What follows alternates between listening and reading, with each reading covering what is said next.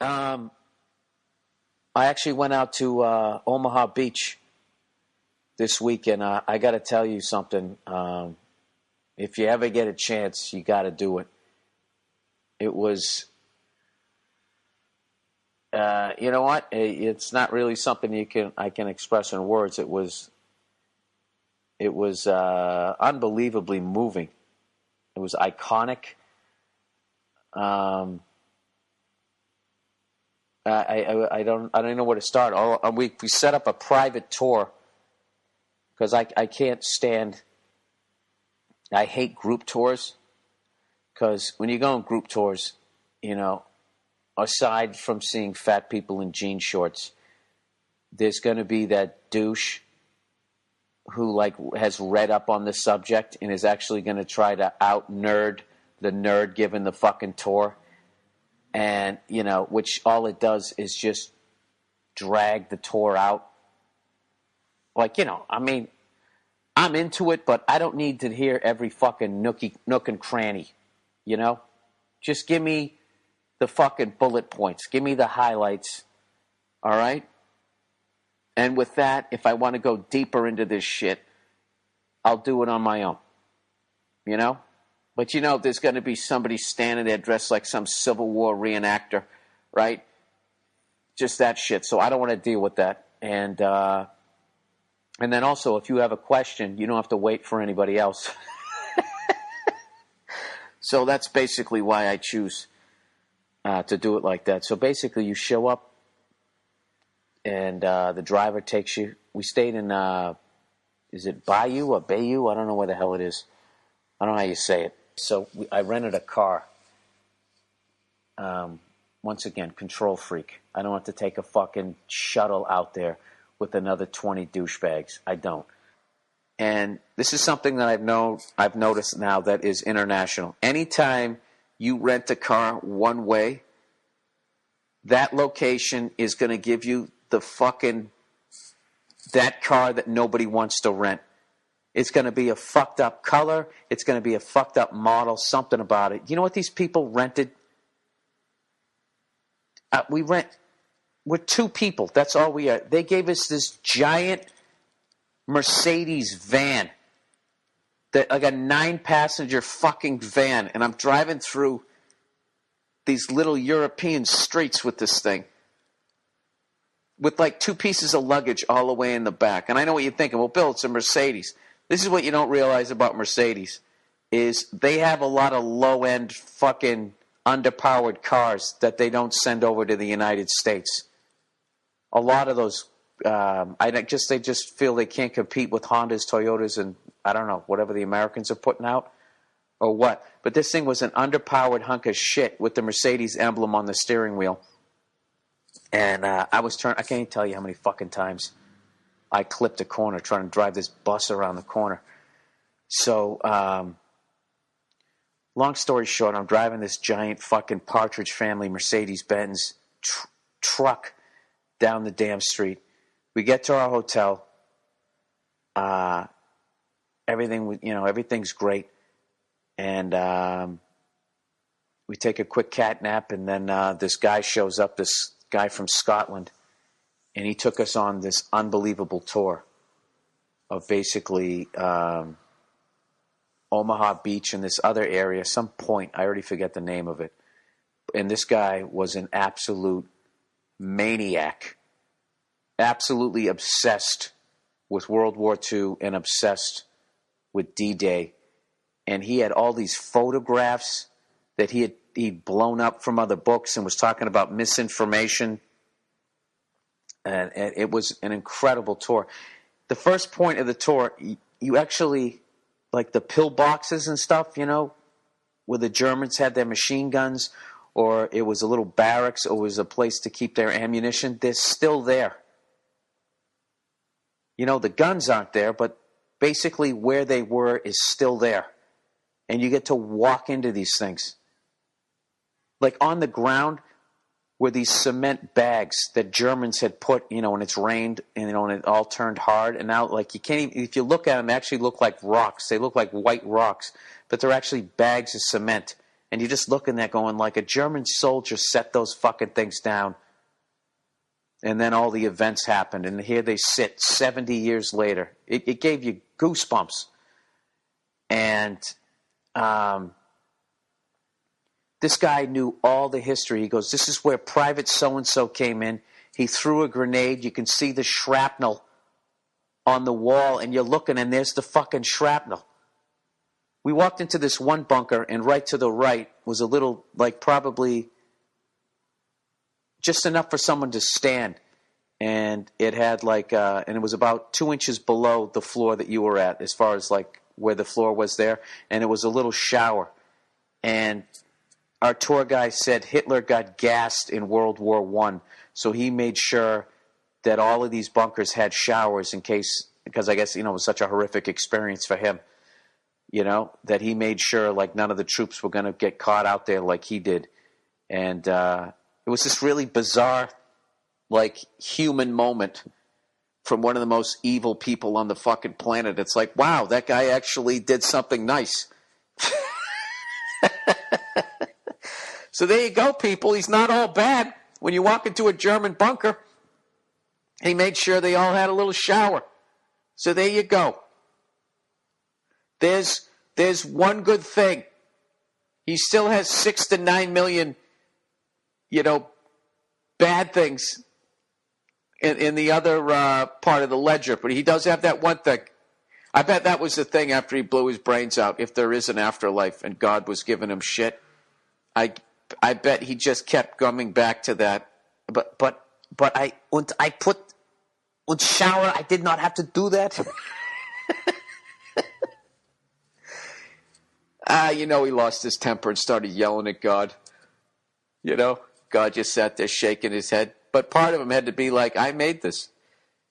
What the fuck was I doing on that day? And then he just presses that little button under his desk. Which is, why would it be under his desk? Like, what's he, nervous? He's running shit. He's like the Don of all Dons. I bet he just let him talk. Sit there stammering. Dancing around sweating before he fucking opened the trap door. Anyways. So we're walking in and out of these bunkers and, oh my God. And even on the way there, this tour was so good. Like they had all like those, I guess English people call them hedgerows. Back in the day to mark your property, you grew these giant like rows of bushes. I forget what they're called, but the guy actually let us get out and touch some of them. They had like these thorns on them that would just rip you to shreds. And, they were like 7-8 feet high and could be upwards of 8 feet across. There was no way to get through them. So I know in that Saving Private Ryan, they showed a little bit of the fighting that was going on, but you couldn't even see through them, even today, most of them. You couldn't even see through them. So as you're walking up the road, right on the other side of you could have been an entire, I don't know, what do you call it, a platoon, a division of Germans. It was absolutely insane. So they used to send patrols out. They'd hack a little way through it, and they would send a patrol into these fields. And I guess the rule of thumb in war, which I don't know anything about it, is they never shoot at a patrol. Because then you only get like 3-4 guys. What you want the patrol to think is that it's safe. And then they wait till the entire company basically marches 3/4 of the way into the field. When they have nowhere to hide, they would just mow them down. And the Germans would put like just a couple of nests, machine gun nests, could handle each one of these fields. I mean, it just seemed like after you got off the beach, you're thinking like, okay, now it's going to get a little easier. And it was a shit show, basically. So anyways, so we saw the initial area, whatever the fuck that was called, and then he's taking us down to Omaha Beach. And I got to tell you, it was like,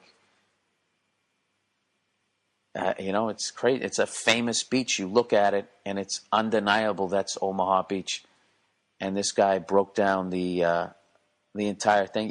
I didn't even feel worthy of like walking onto the beach. Like it had like that level of effect on me, which I I didn't know what I was going to think when I got there, but it was it's incredible. And he shows you the pictures, and then he starts pointing out on the bluffs where the Germans were and how few that there were. But I guess the bombing run, we fucked it up. We didn't do it right on that one, where we did it much better on the other beaches, Utah and all that. But we, I don't know. It was. If you can somehow get over here and do it, all you got to do is just get the plane ticket. You can stay in a hostel, have a banana. There's your fucking breakfast. Jump on a train and go out there. I highly suggest anybody who's ever thought about doing it, you will not be disappointed. And then in the end of the tour, he takes you up to the cemetery, the American cemetery. It's unbelievable. It's unbelievable. And they play taps at the top of every hour. And right as we got there, probably there for like 3 minutes. And you're looking at all of those graves, all of those people that died trying to stop this maniac. And then they play taps. I mean, it's overwhelming to say the least. And then, of course, there's also the English cemetery, which a lot of Americans don't know because we watch the American movies and they make it seem like it was just the Americans who were over there, as always. But something, you know what? This English guy downstairs was laughing, giving me shit about how all the American movies, like even Argo, he goes, the English and Dutch helped you guys out with that. And I go, well, you guys will make your movie then. And he's laughing. I'm like, you guys do it too. Because one time I was on Opie and Anthony, the great Opie and Anthony radio program with little Jimmy Norton. And these guys came in from England and they had made a documentary about the late, great beast of a comic, Bill Hicks. And they were talking about how Bill Hicks went to England. That's where he had to go to get his buzz going, and then came back and took America by storm. And he's sitting there saying, he said, one of the documentary guys was going, and while England was listening to Bill Hicks, people in America were busy wasting their time listening to Carrot Top. And I forget if I said it on air or not. It's like, dude, you realize that you're in America right now. You do realize that. So if you're going to spin these yarns, like, I was alive during this fucking time. Is that what I was doing? And I'm not shitting on Carrot Top either. I think the guy's funny. But, like, I was like, I thought I was listening to Carlin and Sam Kinison. I thought I really liked Sam Kinison. And evidently I didn't. Everybody does that shit. We did everything and we understood. And these guys were idiots. So fuck you, England. You do the same shit. Anyways.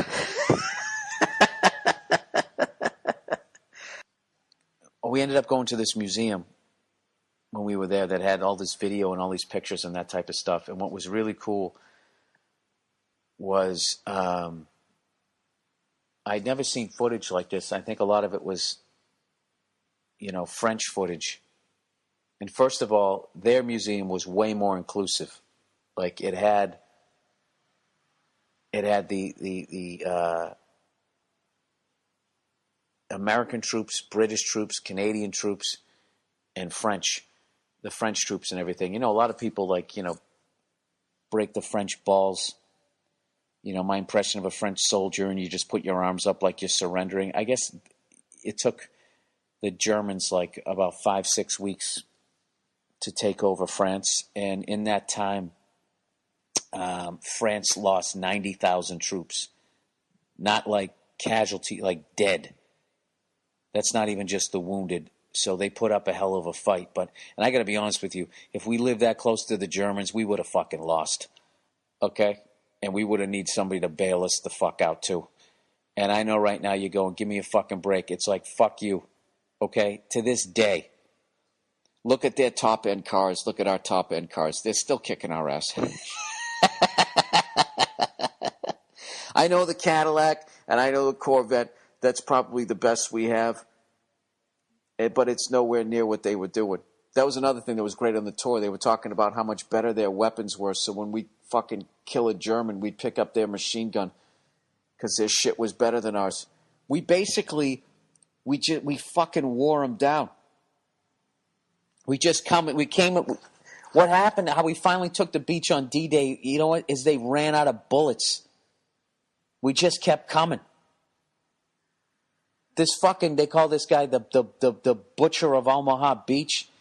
He was in this position that was, they put a gun into the back corner of a hotel. And he was just fucking, doing what Verzi wanted to do with with this goddamn, I don't know what the fuck millimeter he had. And he went through 7 hours of ammunition in fucking 3 hours. By the end, they were shooting like that weaponry where every third bullet's a flare. And that's how we ended up knocking out, because we finally could see where the fuck they were. I mean, it was just, what happened on that day, you can't even fucking put it into words. And to have a moron like me trying to explain it, I can't even imagine it. I can't even fucking imagine. And as much as like the beginning of Saving Private Ryan shows it, like just to actually just, rather than watching some video or movie of it, to just be standing on the beach and this guy's telling you the stories, showing you the pictures, dude, it was unbelievable. Unfucking believable.